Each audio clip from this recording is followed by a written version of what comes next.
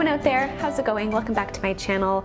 So winter has decided to come a little bit early here in Toronto, and I almost forgot just how dry my skin gets this time of year. Having, the heat on, the furnace on, coupled with being outside in windy, below zero temperatures, it just really takes a toll on my skin, as it does for a lot of us. I do have other videos on my channel on just general, skin health, tips for caring for our skin, and kind of my skincare routines. I'll leave those linked below. But today's video is a little bit more focused on dry skin, winter skincare, though I will say that all of these tips can definitely be applied to, any time of year, any season. So let's get started.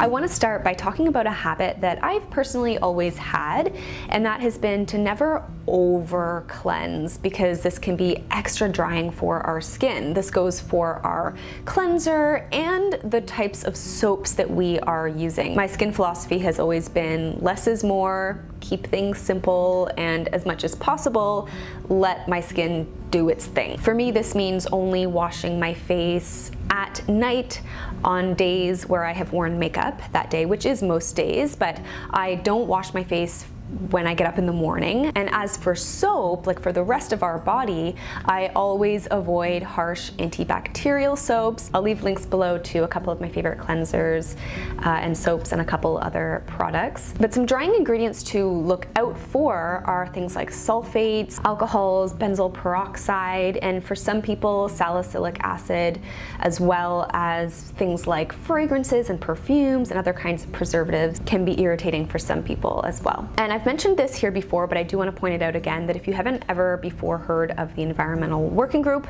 their Skin Deep database, I will leave it linked below. You can go through and look up different kinds of specific ingredients or products that you may use or familiar with or you're curious about, and their toxic load, and just learn more about what the ingredients are all about, what they mean, and how they might impact our bodies. I've always been big into moisturizing, especially for my face, but this time of year, of course, I start to go a little bit crazy with needing to moisturize. My favorite moisturizers are ones like shea butter or cocoa butter, different kinds of like seed oils or lotions or body butters made with those types of ingredients. They're very, very moisturizing, very rich. Sometimes those kinds of ingredients like shea butter, for example, or coconut oil even, because they're oily, they will take a few moments to absorb into the skin. But once they do, your skin is so soft and it's so much better for you than other types of creams and lotions. For my face, I sometimes like to switch up the type of moisturizer that I'm using, but for dry skin, I love avocado oil, blends with jojoba or rosehip, and other oils like apricot and almond are really nice. If you have a bottle of lavender essential oil, you can try adding a drop of it into your moisturizer. It's really good for irritated or inflamed skin. My skin loves lavender. Frankincense is another one of my favorite essential oils that's really healing and soothing for the skin. Something though that I avoid this time of year are products with tea tree oil, because they can be extra drying on the skin. I will leave a couple of my favorites though, like I mentioned, in the description box below if you want to learn more about some of my favorites. Another one of my moisturization essentials is lip balm. Leave me a comment below if you also carry lip balm with you literally everywhere you go.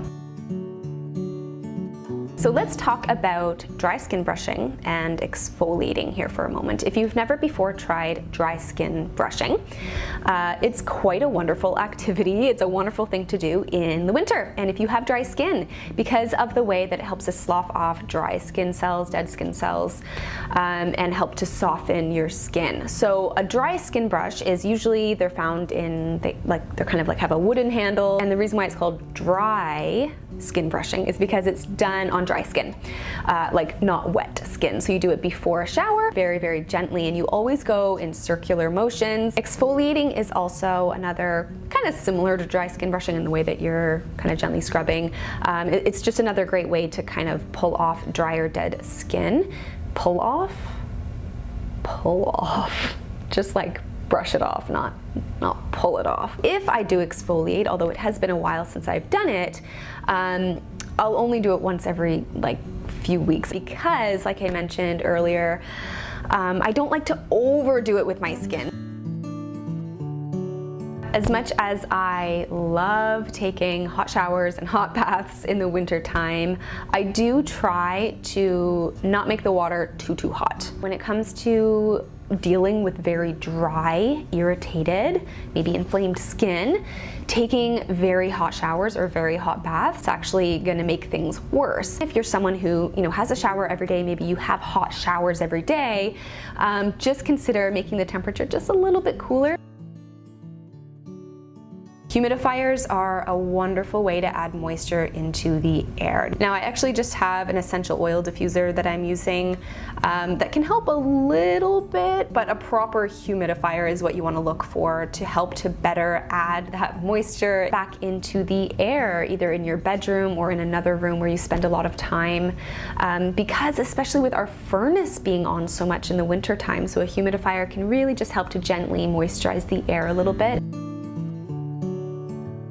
This one is top of the list when it comes to the health of our body, but also our skin any time of year, but especially in the winter, and that is hydrating, drinking lots of water, whether that's drinking water on its own or consuming herbal tea or eating hydrating foods throughout the day too, like cucumber and radish and romaine lettuce and berries. These are all wonderful things that have, a higher water content to them and are good for us to be consuming regularly. Dehydration is huge in how it can affect the way our skin looks and how it feels, especially, even if we're just a little bit dehydrated.